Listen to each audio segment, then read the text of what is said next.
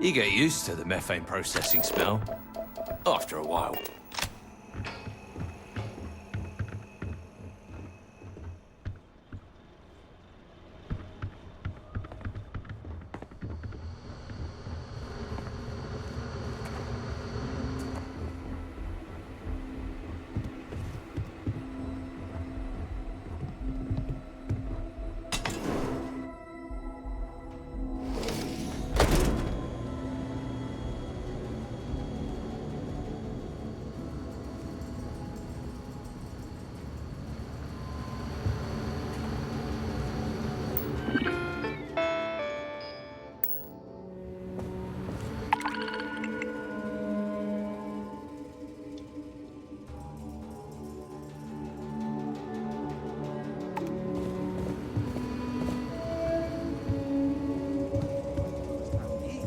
I can't believe the chunks here ran out of special sauce again.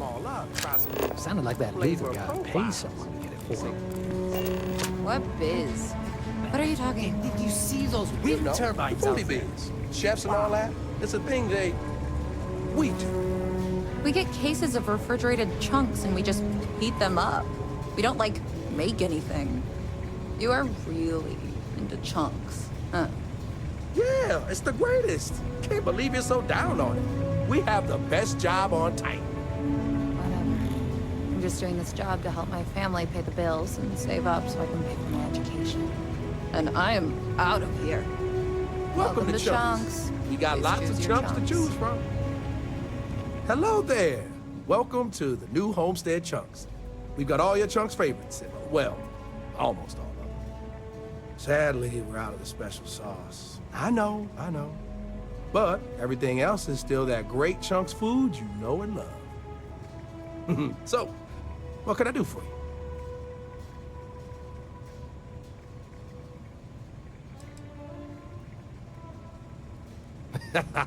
Well, people gotta eat, you know? But seriously, I think we're just starting to get with the times a little. And I can't think of a better restaurant than Chunks to usher that in. I think corporate just saw New Homestead as an untapped market. I mean, the locals may not eat it, but the tourists love having a taste of home.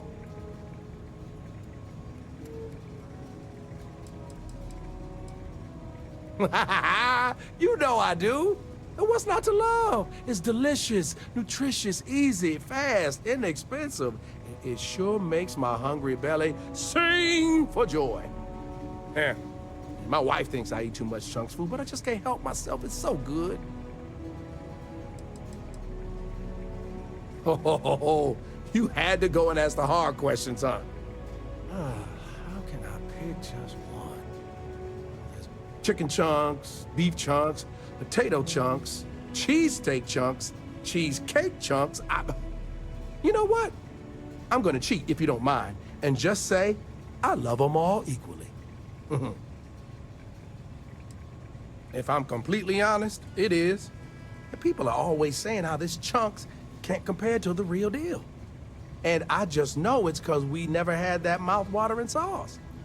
I've been in contact with some of the other restaurants out there, and they'll give me some, but they say they can't afford to send it, and I don't have a ship, so what am I to do? You bet it is. You may not hear people talk about it, but trust me, it's the secret ingredient. It's like the glue that holds it all together. I mean, not literally. I'm not saying it's glue or that our food falls apart. It's delightful. Tangy, savory, it's a little sweet, but not too sweet. And I've noticed that once people find out we don't have it, sometimes they don't return. It's the reason business isn't as good as other chunks. For real, good question. They haven't said, but I think it has something to do with them prioritizing other chunks over mine. I guess it's made at a different facility than our other food, and they don't even want to pay the shipping cost to ship from another store to ours. Yeah, sometimes I get lucky and a cargo hauler passes through with a route that takes them near other chunks and back again, but there's no guarantee.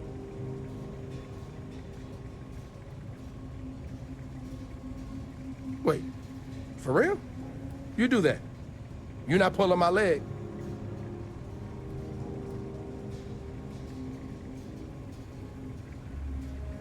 Oh, yeah, right.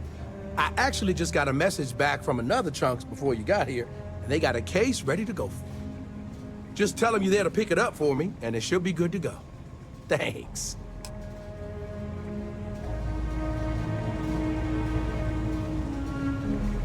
It's been a while since I last visited. Nice to see this place still has the same charm. Well, what did we think of the tour? Very informative. I didn't know about the methane harvesters before coming here. The, Brown Horse Tavern, was it, huh? The food was better than I expected from a backwoods planet like this. It has a quaint charm, doesn't it? Just like the rest of New Homestead. Well, I hope you'll come back and see us again sometime. And I hope you'll consider another Starsap Tour. Tell your friends. I will. Thanks again. Excuse me, Bill. You've got to do a better job of keeping your tour groups out of trouble. What do you mean? That little boy almost wound up on my operating table. Claudio said he was playing with some of the machinery down by the mines and nearly got his arm stuck inside. It could have been ripped off. Oh, I'm sorry.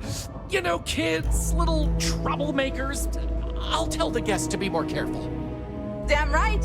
You've got to do something. Or else next time it happens, I'm billing you personally. Yeesh.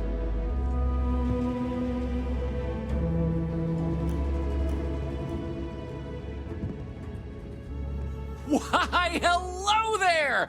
I'm Bill Starsap of Starsap Tours. Let me tell you, this place is full of history and interesting facts.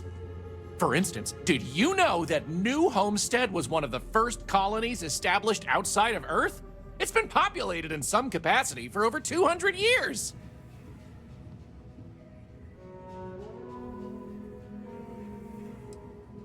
Well, there's plenty more where that came from if you're interested in taking one of my famous tours. So what do you say? I've got an opening. I could take you on a tour right now if you'd like.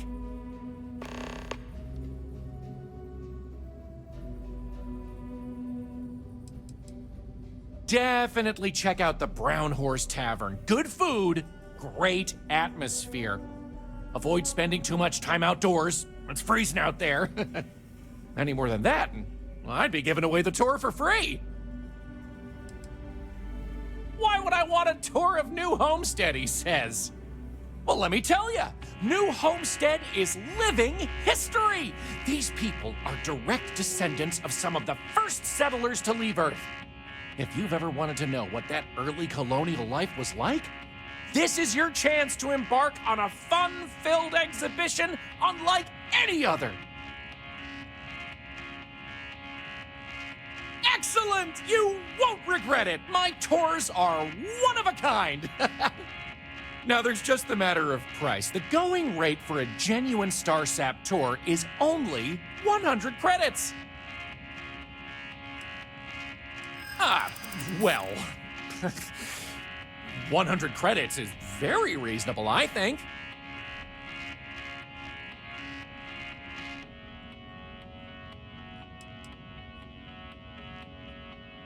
I know, I gotta work on my pitch a little. Maybe I could give you a discount just this once to prove my tour is worth it.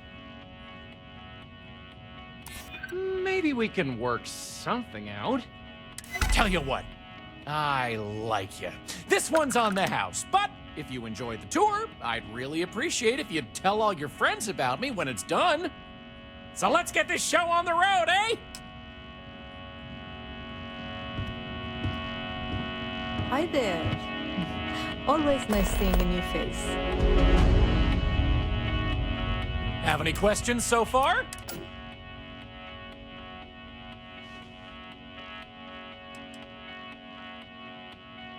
Sadly, it's difficult to get additional construction done inside these underground caverns. So for now, additional populations are housed in these stacks of old shipping crates. As you might expect, this is where some of the less wealthy can afford to live. It's not glamorous, but they are functional and cozy. The original Titan astrobase had more habitation pods on the surface connected to some of the old structures you may have seen in the back. As the colony grew, the base was expanded underground, and those hab units were recycled into materials used down here. I'm not sure the exact count, but New Homestead is a fairly small colony. What you see is what you get for the most part, except for some other people who live in the private lower levels.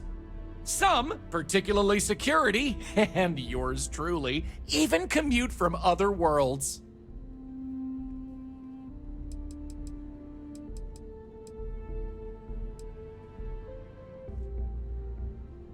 Oh, sure, I'll be here waiting. The locals love to talk with tourists, but they'll let you know if they're busy, so please respect them.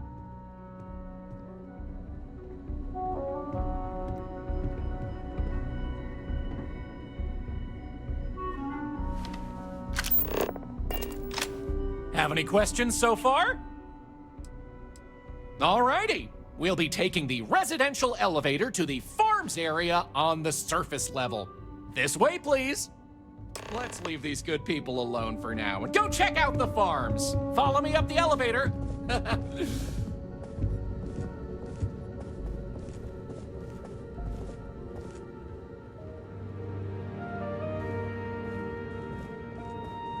Feel free to look around, but don't touch.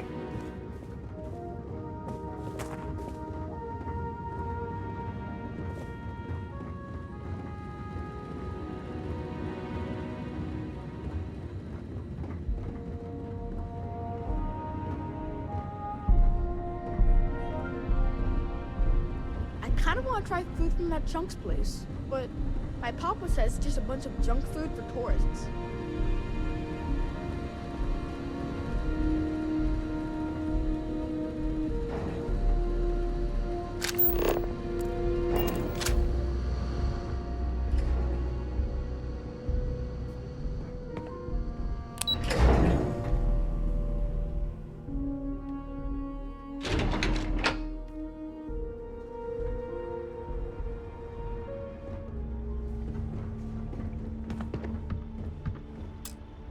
New Homestead's farms are the beating heart of the colony. Without them, the original outpost would have shriveled and died.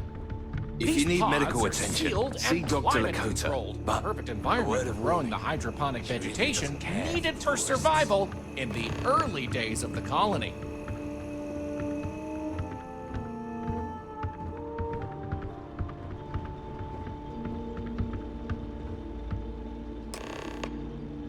Any questions about the farms? Oh, they are indeed. Colonists still cultivate plant-based food for their own consumption here in New Homestead. It's less vital to their survival these days, as they also import supplemental food from other colonies, including meats, dairy, and synthetics. However, most citizens here take pride in a New Homestead-grown, sustainable diet. These days, it's a mix of what you find elsewhere in the galaxy, but in the olden days, it was all brought over from Earth. It was a lot of hardy root vegetables like potatoes, carrots, beets, and such, supplemented with corn, peas, green beans, soy, etc., which didn't always grow as well. Good question. It's largely the same, because this was the colony that pioneered the techniques you see elsewhere. But you'll notice that the farms here are smaller and staffed by humans, not robots. Things here are a little more old-fashioned compared to some of the large factory farms you'll find elsewhere in the settled systems. Onward it is! We'll be stopping by the Brown Horse Tavern later in the tour, which uses many of these locally sourced ingredients in their cooking. But for now, it's just a short way to our next stop. Follow me! So, the old biolabs are just on the other side of this building, believe it or not. We'll step on through the hallway there. They're not in use anymore, but the colony has faithfully recreated them as a historical exhibit, true to the original purpose of the Titan Astrobase. Sadly, they're undergoing some light renovation. Otherwise, there'd be interactive activities for kids to learn about how they used to search for microbial life here.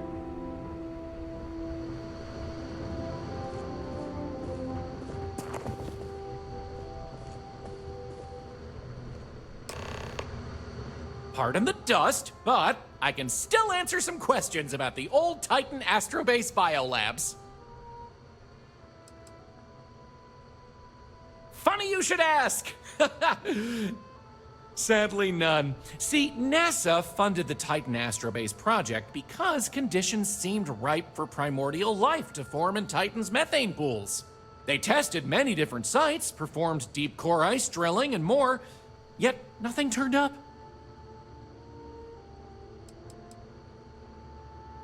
Well, NASA defunded the xenobiology program in 2132, but a scientist by the name of Catherine Neely proposed research into advanced colony building on inhospitable worlds. So, by 2135, work began on what would ultimately set us all up to create habitats anywhere humans dared to explore. These very labs housed the computer systems used in that research.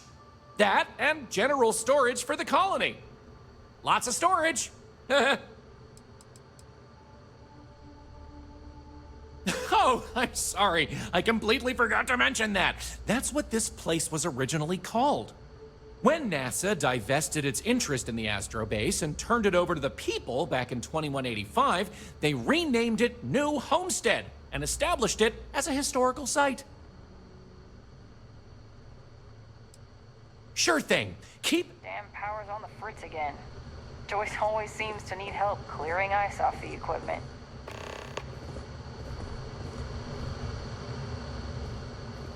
Pardon the dust. You got it, Ontor. Next, we'll be heading outside, so make sure to check those seals on your suit because it's a bit chilly out there. We're going out into the frozen wastes of Titan to see what powers this planet. Watch your step outside, by the way. The ice can be slippery if you're not careful. The goal is to keep people out of Dr. Lakota's infirmary.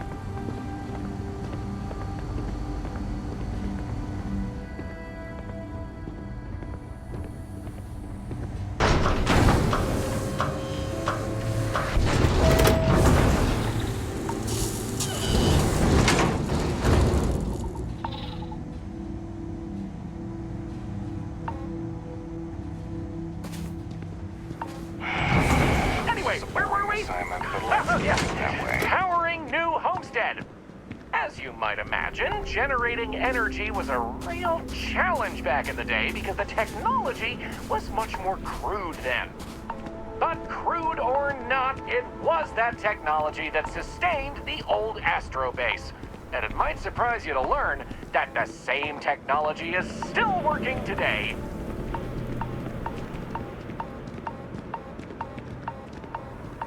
The interesting thing about this old colony is that it's mostly powered by clean, renewable energy. You'll see one of the methods used on the horizon up ahead. That's right, New Homestead's famous wind farm. This spot was chosen for the colony in part because of its constant winds.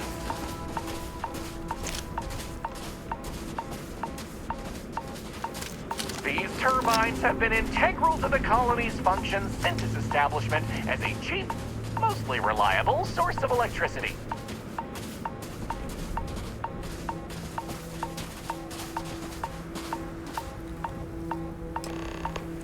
So, let's talk about wind power, shall we?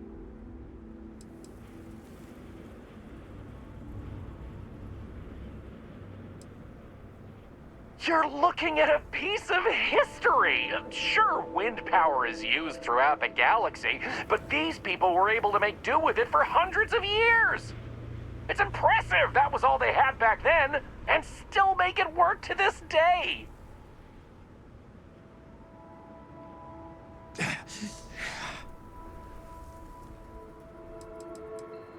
You're right.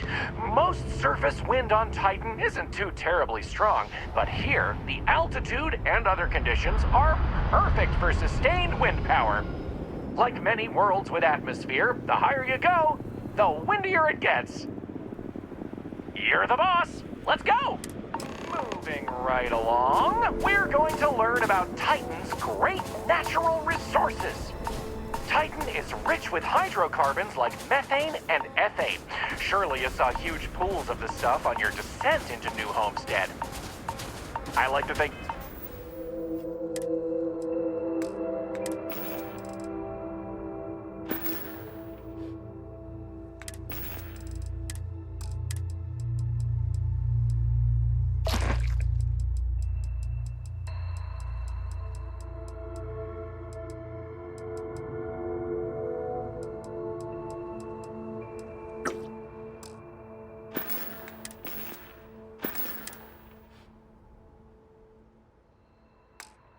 They add to the natural beauty of this world. Oh, of course, stay away from them because, like anything... Add to the natural beauty of this world. Oh, of course, stay away from them because, like anything beautiful, they can be dangerous. Just like my last ex-wife's pet. She had this gorgeous, I don't know what you'd call it, creature. The guy that sold it to her couldn't tell her what it was or where it was from. I don't think it was even a legal sell, to be honest. The thing was very easy on the eyes. Feathers, all the colors of the rainbow. Nasty bite, though. Wound up in the hospital and almost lost my hand. Still not enough for her to get rid of the dang thing. Anyway, there's a reason she's my ex-wife. But enough about me. We were talking about methane and other resources, right? Hey, can you believe it? Back in the 20th century on Earth, they used to fight wars over natural resources like this and petroleum. They had this whole moon here basically made of hydrocarbons in their own backyard. They just couldn't get to it. Incredible how far we've come. New Homestead is home to one of the oldest and largest methane processing plants in the settled system. Every year, UC engineers go through a painstaking, month-long maintenance process. That's how this place has remained operational as long as it has. I'm not going to take you too close to the machinery, liability and all, but I can still answer questions. Questions? Fire away! Yeah, it's not as if they shut down for a month. It's not shut down at all, actually. See, this place is built with redundant systems, so they can shut it down piece by piece and suffer only a reduction in throughput. During that time, the UC gets more of its resources from other places, allowing New Homestead to maintain what it needs. Exports mostly, since this world is so methane rich and has the infrastructure for it, a lot of the UC's methane comes from Titan. Of course, new homesteaders use it themselves for everything from generating heat to turning it into breathable oxygen via modern science.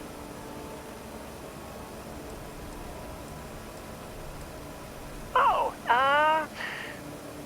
no one's ever asked me that before. Something to do with methane-eating microbes, I believe? I honestly don't know. Sorry. Okie dokie, artichokey. There will be time for more later anyway. So, this next stop is a bit of an interesting one. I only recently made it part of the tour. Fun fact, it's also the only natural landmark on the tour. What we're about to see.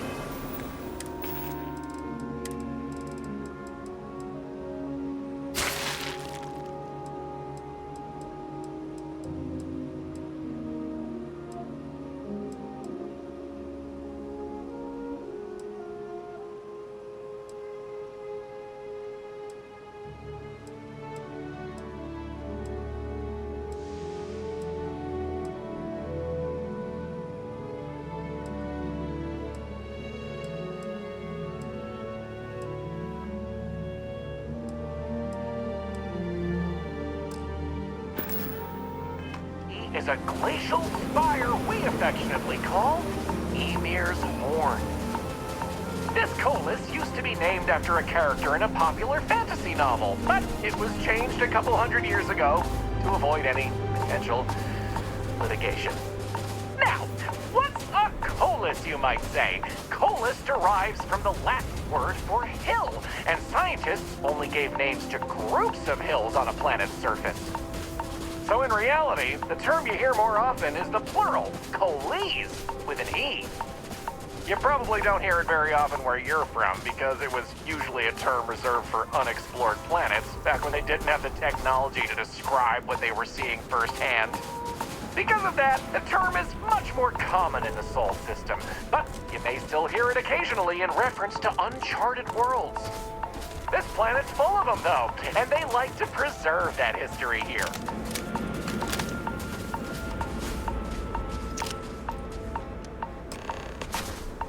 So here it is, Ymir's horn. You're free to take a closer look if you like.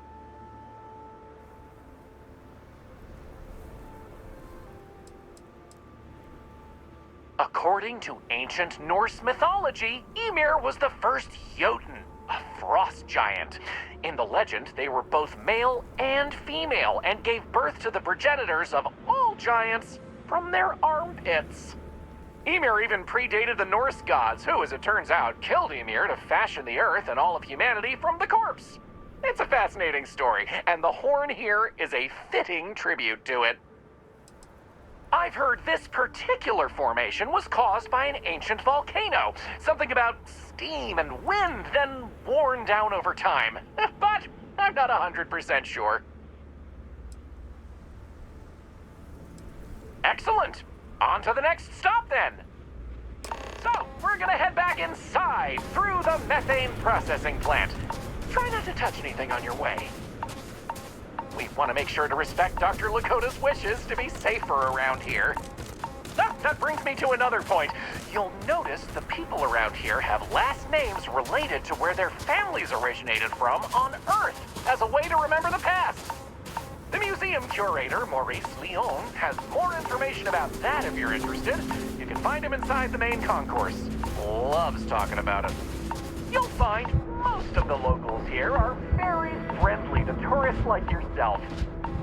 Tourism is a major draw to this colony these days, and I respect that. Most of them are happy to talk at length about what they do here. Their rugged lifestyle is a point of pride for a lot of these folks.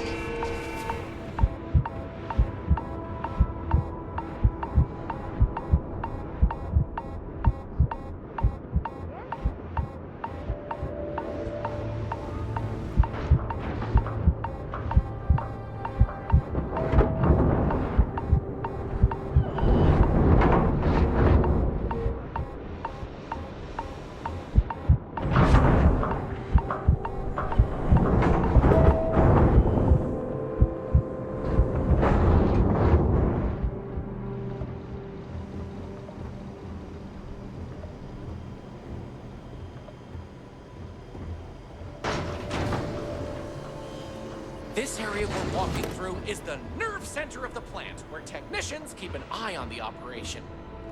Since methane production is such an important part of the colony's livelihood, it's important that the techs notice any issues and react to them quickly. Anyway, we're headed into the ice mines. It's a natural spring where water bubbles up from deep below, but due to the cold, it keeps freezing as it reaches the surface.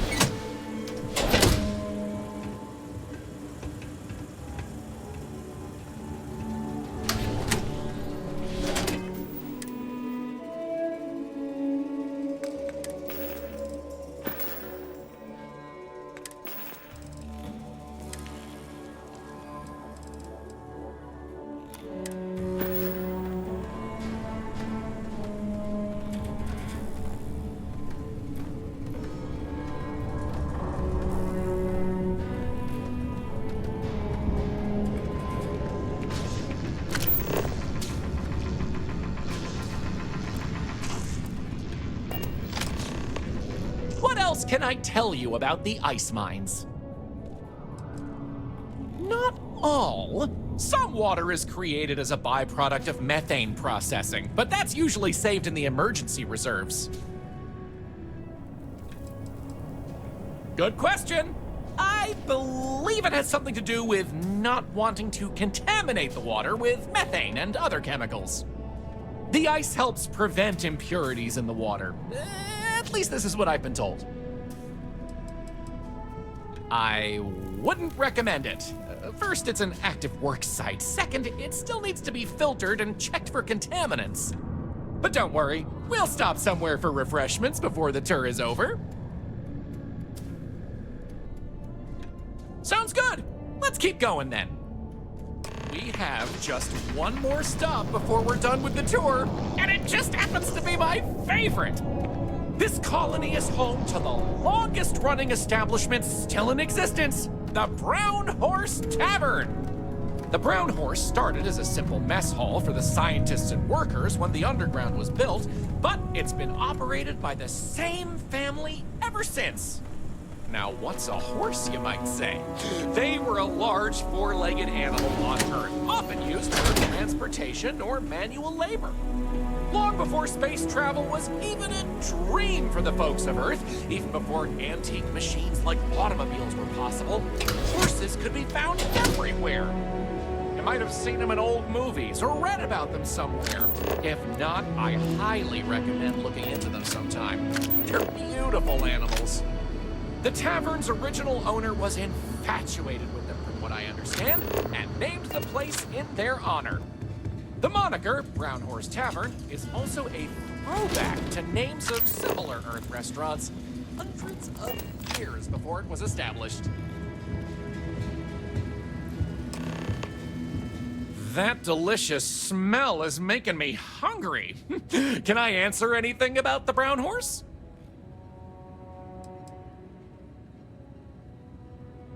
Easy. All the other ones fell to ruin when we abandoned Earth. There were technically older ones on Mars, but those have long since shuttered or been replaced.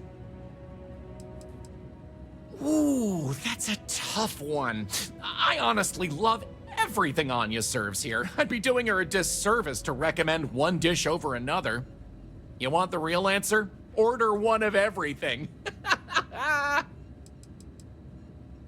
Anya Seattle is the current owner of the Brown Horse. It's been in the Seattle family for generations. But Anya will be able to tell you more herself. Feel free to ask her. It doesn't feel right coming from me when she's standing right over there. Okay then. All right, we're headed to the last stop. Right back where we began. Feel free to check out the museum exhibit in the main concourse. Back before craft drives, ice mining was literally a matter of life and death. Salvaged from before humanity Still left. important to this day. Maurice is happy to talk about the collection. The museum's curator, Maurice, will be happy to talk to you if you want to know more. Well, that's that. I hope you enjoyed Starsap Tours as much as I enjoy giving them.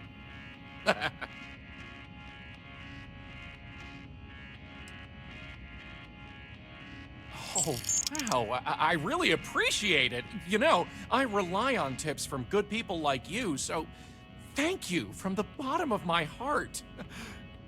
Enjoy the rest of your stay in New Homestead. The old guy deserves it. This new homestead's a hoot. Take care!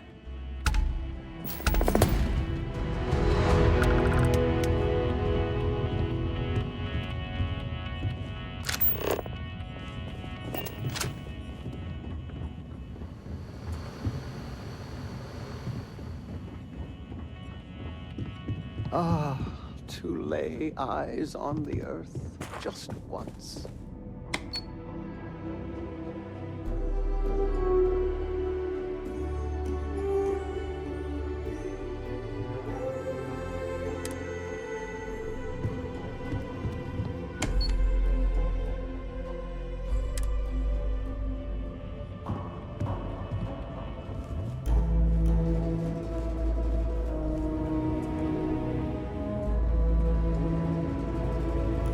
I can't wait to go away on my learning vacation. If you take when I one of grow those up. stupid tours. Just a sec. Let's take a look. Holy. Okay, stay calm. I've got to break out some stuff that may look intimidating, but I'll get you taken care of. A few stitches, and you'll be on your way. Okay, looks like you're good to go now. It's a harsh world, but as long as you're inside or wear a suit when going out, you'll be fine here. There's no breathable air on the surface, and you'll quickly freeze to death outside without protective gear, but otherwise the hazards are minimal. New Homestead was an early colony research base and has stood the test of time. It's safe, and it's proof that people can live pretty much anywhere. Don't worry so much. Even though we don't have shiny new medical facilities, I imagine it's easier than wherever you're from. We have fewer people here, and we're very responsible when it comes to our personal health and welfare. So there's not much I can't handle. For anything else, we can get access to off-world specialists. Contrary to popular belief, we're not primitive.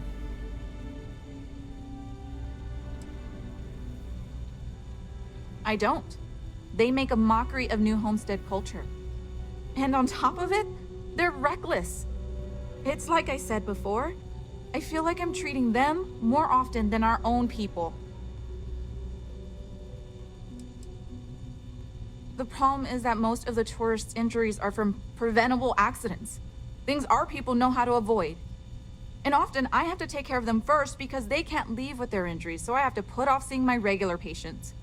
So not only am I working extra hard for people who have little respect for me, it comes at the expense of our own. Actually, maybe there is. I have an idea that may be best suited for someone relatively unknown, instead of myself. I've got a mountain of work and a reputation to maintain. So I bought a realistic monster costume. The plan was to wear it, scare tourists away, and start a rumor about terrible creatures living on Titan. I figure that once word gets around, tourism will take enough of a dive to give me some relief. Maybe, I'm not sure. I know it sounds crazy, but I don't have any other ideas. The tourism board flat out won't help me, and I don't have money in the budget to hire additional help. And you know these tourists will believe anything they see and hear. I think it's worth a shot. Worst case scenario, I'm back to square one.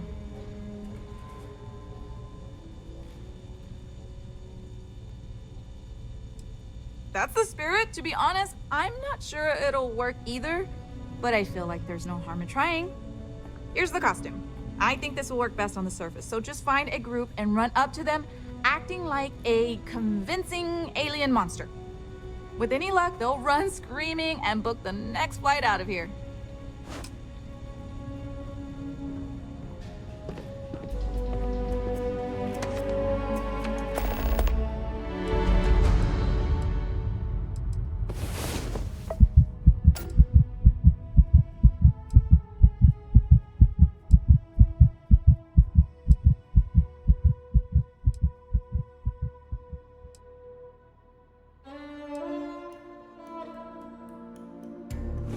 Are you awake?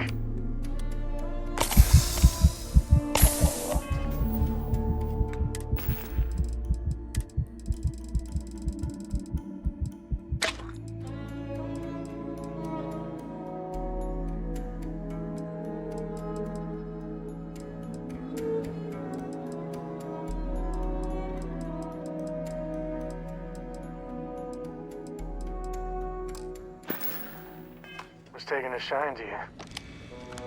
Kid's got good taste. Don't be afraid to do whatever you can to make that monster feel extra convincing. Just